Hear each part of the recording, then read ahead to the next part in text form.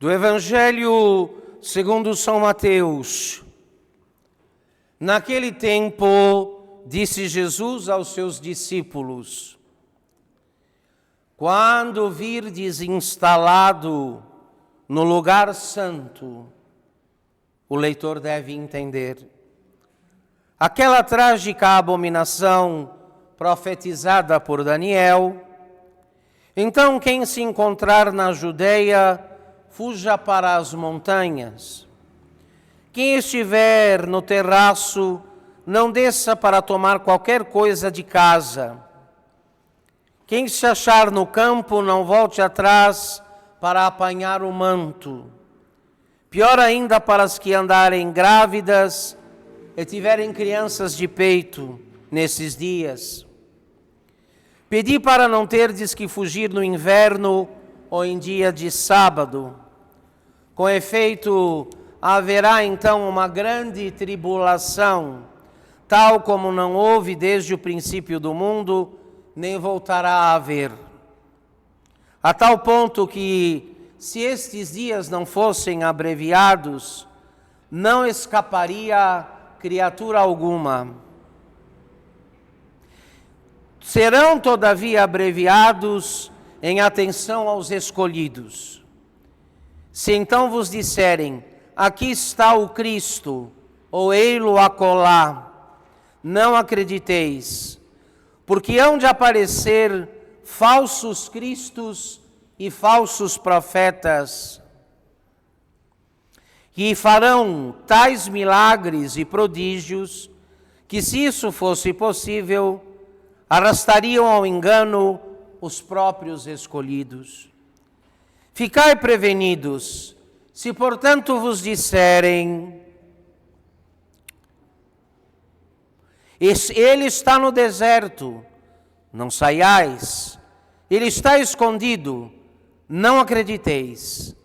Assim, com efeito, como o raio sai do oriente e brilha até o ocidente, assim será também a vinda do Filho do Homem. Onde estiver o cadáver, ali se ajuntarão os abutres. Imediatamente após a tribulação desses dias, o sol escurecer-se-á, a lua deixará de brilhar, os astros tombarão do céu e as forças cósmicas serão abaladas. Aparecerá então no céu o sinal do Filho do Homem. Entrando na lamentação todos os povos da terra, ao verem o Filho do Homem vindo sobre as nuvens do céu com grande poder e majestade. Enviará ele então os seus anjos ao som do clamoroso da trombeta, e eles juntarão todos os escolhidos a partir de todos os quadrantes da terra, de uma extremidade à outra do horizonte. Tirai a lição do que se passa com a figueira. Quando os ramos se lhe tornam tenros e lhe apontam as folhas, já se sabe que está perto o verão. Assim vós, quando virdes tudo isto, ficais sabendo que estes acontecimentos já estão próximos, como se estivessem às vossas portas. Afirmo-vos solenemente que esta geração não morrerá sem que tudo isto se tenha dado. O céu e a terra passarão, mas as minhas palavras não passarão. Em nome do Pai, do Filho e do Espírito Santo. Eu vou tratar com os senhores de um problema recorrente na direção espiritual, que é da maioria das pessoas, que é a questão de se verem atacadas por maus pensamentos.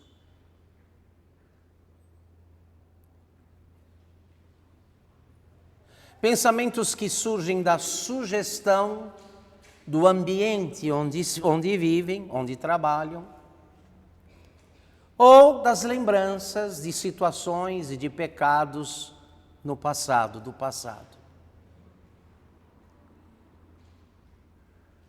Memórias ruins, lembranças péssimas, que não poupam nem o tempo da oração.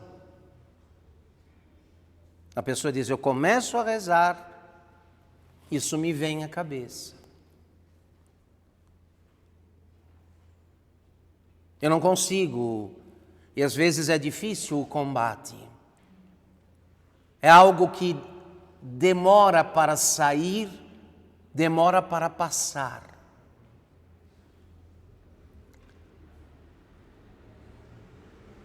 Ninguém está livre dessa forma de tentação.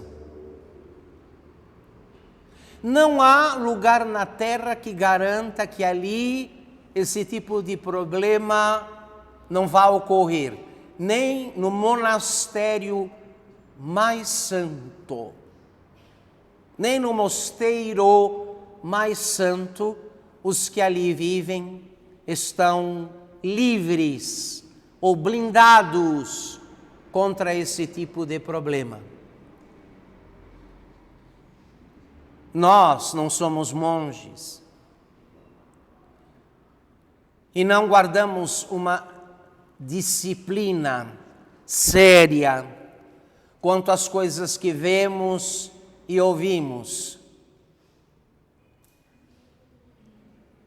Ainda mais quando todo o mundo da revolução, com toda a sua maldade e impureza, está agora ao alcance da mão, por causa do celular e da internet.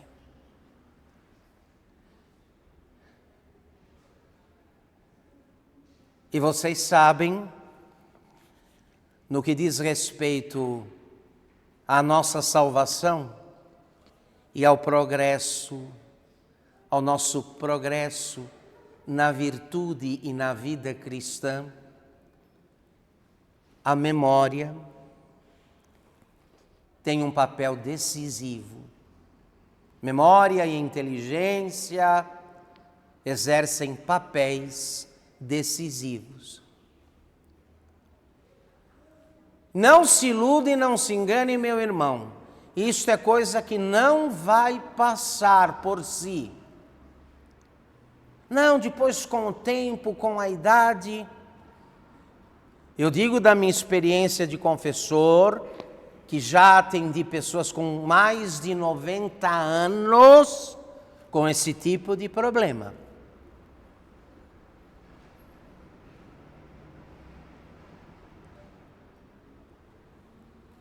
Pessoas que se ressentem de perturbações, de tentações, de lembranças, mormente quando se colocam em oração. Tem que passar por esse tipo de tormento, o que leva muita gente a desanimar. Porque o conflito, a crise, a experiência desse tipo de crise interior é muito desagradável, é muito ruim.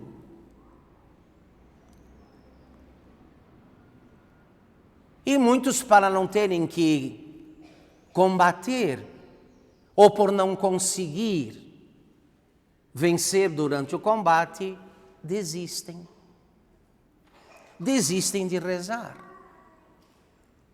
E aí temos então o pior mundo possível. O apóstolo São Paulo, na carta aos Colossenses, foi a epístola desta missa, orou, diz que não cessava de orar e de pedir a Deus para que os fiéis católicos de Colossos, os colossenses, gregos, fossem cheios do conhecimento da vontade de Deus, em toda a sabedoria e inteligência espiritual.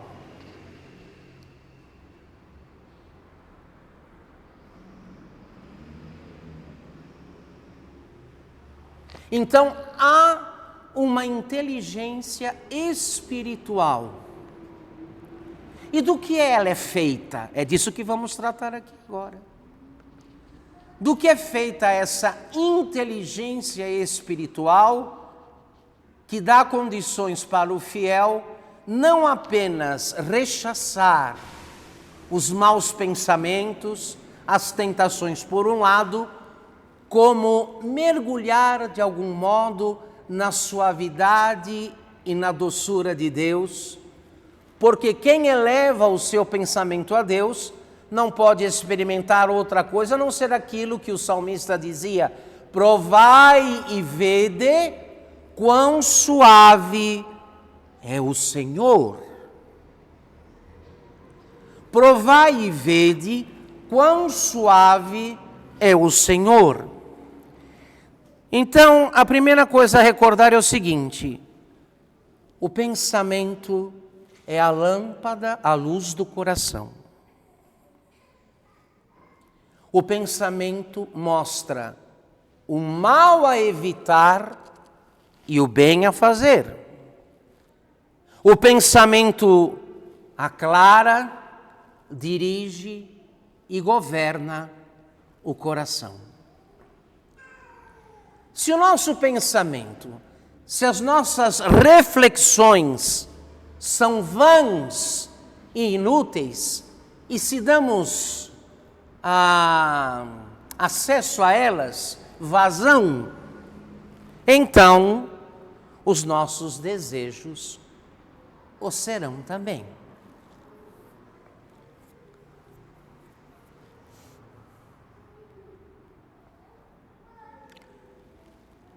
Porque o desejo se inflama, se acende para o mal. Porque o desejo se inflama e se acende para a impureza. Porque foi acordado, despertado por algum pensamento vão ou inútil. Vão ou inútil. De ordinário é a inteligência, o entendimento que regula ou desregula a vontade. Então, quanto, meu querido irmão, o remédio, a medicina para o mau pensamento, para as lembranças ruins, para aquelas coisas que infectam e contaminam o desejo, não há outro remédio a não ser o bom pensamento.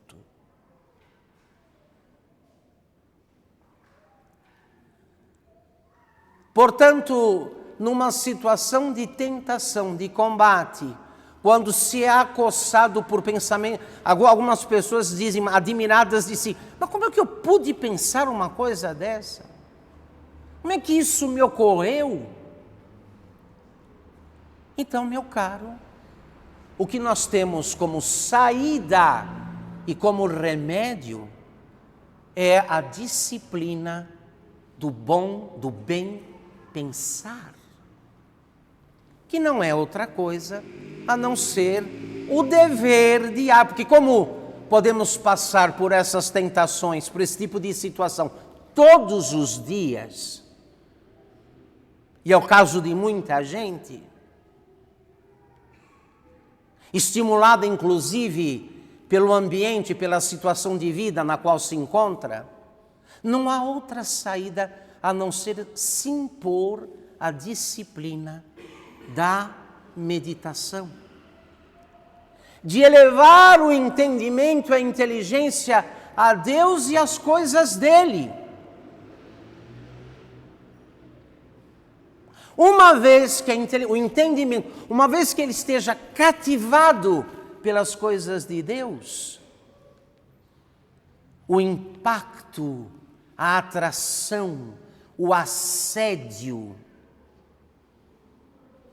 do mau pensamento vai diminuir no começo e se extinguir, desaparecer no fim. De modo que Santa Teresa d'Ávila não errava, não errou, estava coberta de razão quando disse: quem medita não peca. Quem medita não peca.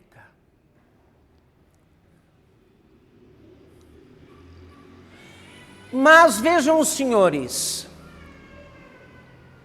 Deus, que é a felicidade dos anjos, Deus que é a felicidade dos anjos e a bem-aventurança dos justos e dos santos no céu, eles não precisam de mais nada.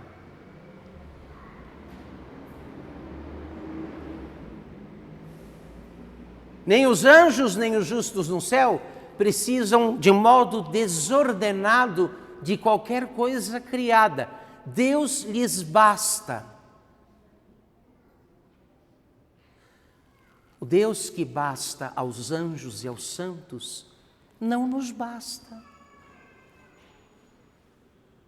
Não nos basta.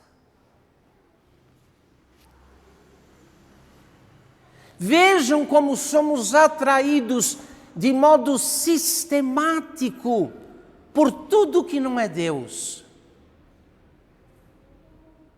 O quanto gastamos, o quanto empenhamos e investimos do nosso tempo, das nossas melhores energias, o quanto nos consumimos pensando e nos afeiçoando ao que não é Deus. E Ele, que era o tudo dos santos, e este foi o lema de muitos santos, como Francisco de Assis, que dizia de Deus: meu Deus e meu tudo.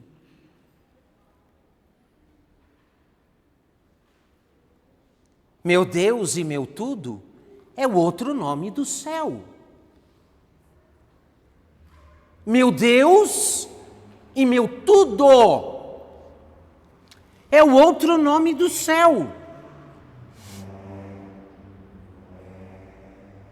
Meu irmão, e se Deus e as suas obras, consignadas nas Escrituras Sagradas, nos Evangelhos, refletidas nas vidas dos santos, dos justos, dos homens e mulheres de Deus, se essas maravilhas não te bastarem, não forem a tua felicidade, evidentemente, me desculpem a expressão, que o teu coração, enganado por tuas ideias, vai vagabundear atrás do que não é Deus. Vagabundear atrás do que não é Deus.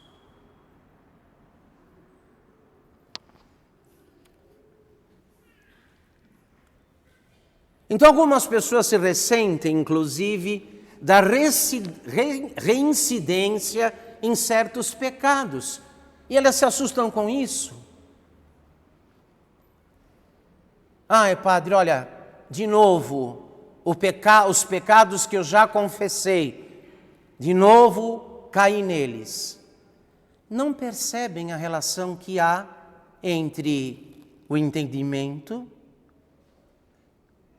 que governa o desejo e que, governando o desejo, determina as ações. Por que você pecou? Porque você pensou mal. Você consentiu, deu razão pela inteligência, pelo entendimento, ao mal. Uma vez dado o consentimento, a vontade afeiçoou-se, quis aquilo. E pronto, o mal foi realizado, foi praticado, foi consumado.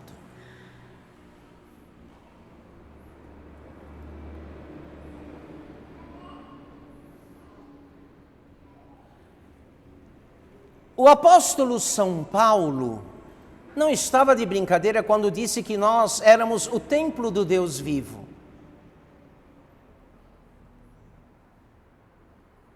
Isso não se trata de uma analogia, uma metáfora piedosa, mas de uma realidade que deveria nos tocar cada dia. Se somos templos, então o primeiro culto a Deus, a primeira adoração, o primeiro louvor a Deus é aquele que se dá dentro de nós. Com as potências da alma, a inteligência, a vontade, a memória. Se deixamos estas coisas outras, se elas não se fixam em Deus e no que é de Deus pela meditação, serão sequestradas. O entendimento logo será atraído por alguma criatura, alguma coisa que não é Deus.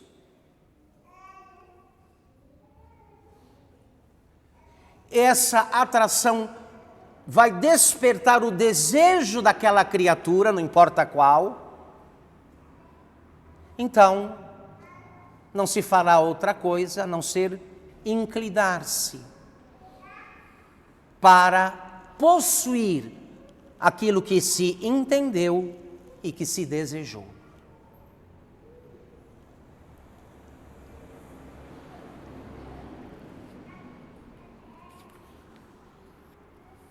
A questão de meditarmos todos os dias por pelo menos 10 minutos,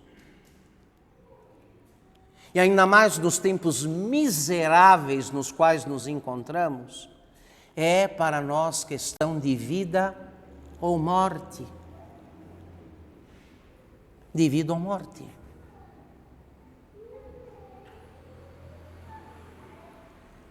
Porque começamos com Jesus Cristo, graças a Deus. Mas será que vamos terminar com Ele e ao lado dEle?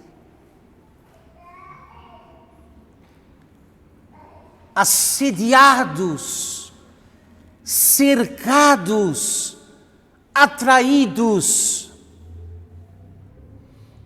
por tantos males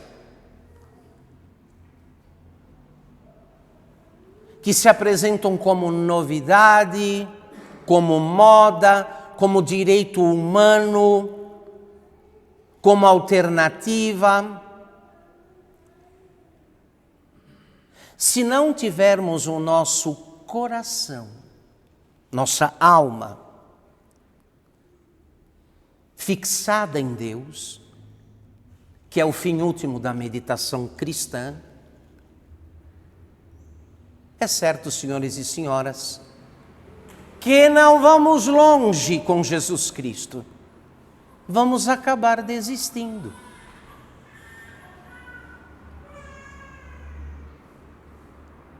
A nossa religião é difícil.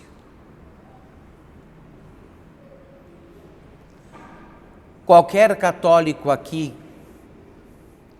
que já tenha passado pelo menos 30 anos em contato com a doutrina católica, com a moral da Igreja Católica, sabe que a nossa religião é difícil.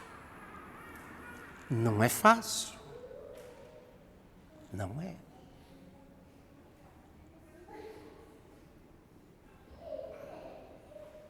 Não é fácil. É pela meditação que esta dificuldade da fé é suavizada.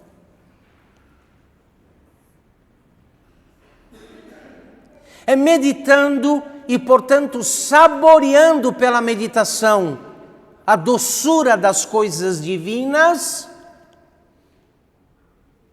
que encontramos o alento e o alívio, sobretudo quando sentirmos o peso de nossas obrigações de batismo, que não são poucas. Lembra lá, no teu batismo, você disse, inclusive, que morreria por Jesus Cristo, caso fosse necessário. Os votos batismais dizem isso. Que como Ele deu a vida por nós, então estávamos dispostos a dar a vida por Ele. Coisa muito fácil de falar e de prometer, mas difícil de fazer.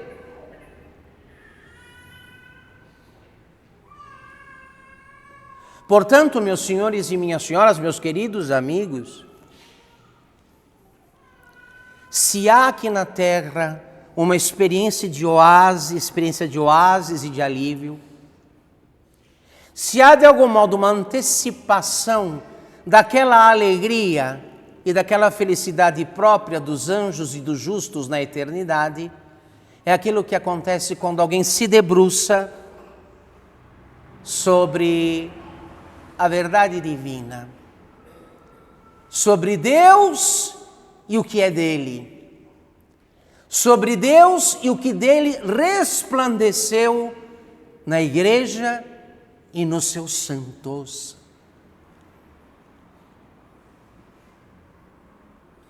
Não se pode presumir nenhum progresso, nenhum adiantamento, nenhum crescimento na virtude cristã, excluindo-se a meditação.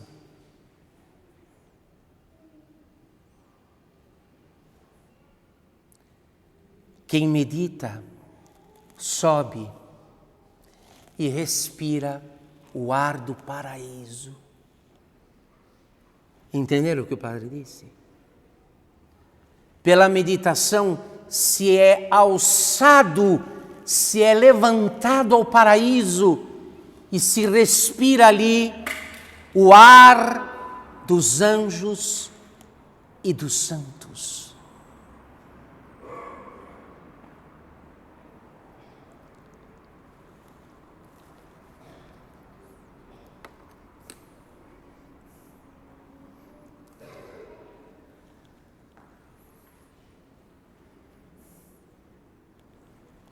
Compreendemos pouco a excelência deste que chamamos de bem supremo, sumo bem. Não temos dificuldade de materialmente dizer que Deus é o sumo bem. Sempre, ninguém vai discutir isso.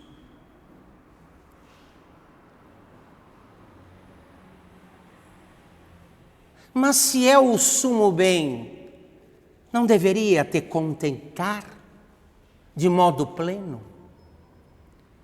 Por que ainda te deixas assediar e atrair de modo desordenado por aquilo que não é Deus? Porque não estás convencido da excelência dele. Porque não tens tempo para gastar com estas coisas.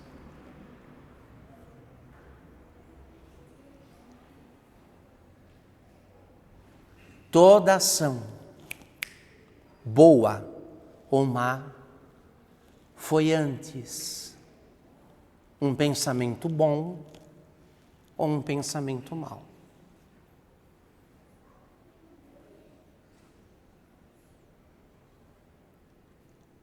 Toda ação boa é filha do bom pensamento.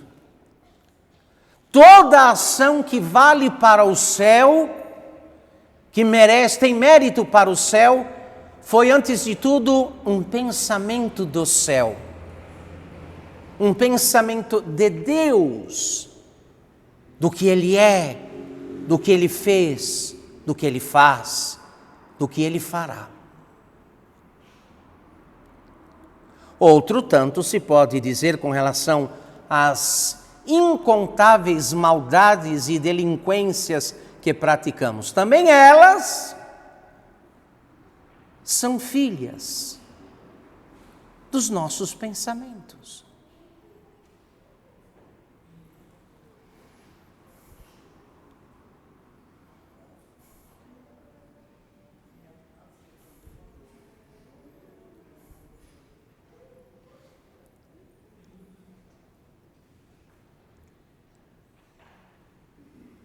É o que temos para estar consolados, senhores e senhoras.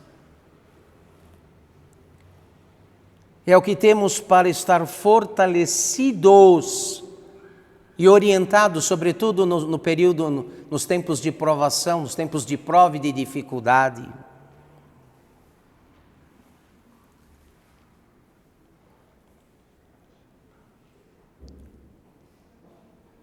O apóstolo São Paulo diz: nele vivemos, nos movemos e somos. Não deveríamos, por isso, ser as pessoas mais felizes da face da terra, uma vez que nos vivemos no bem supremo, nos movemos no bem supremo e somos no bem supremo.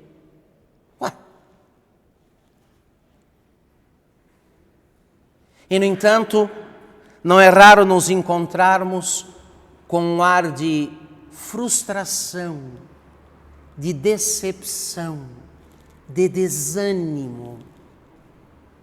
E aí, então, o espírito do mal, se aproveitando desta cegueira, nos sugere: olha, mas aqui tem algo que vai te consolar, algo que vai te reanimar.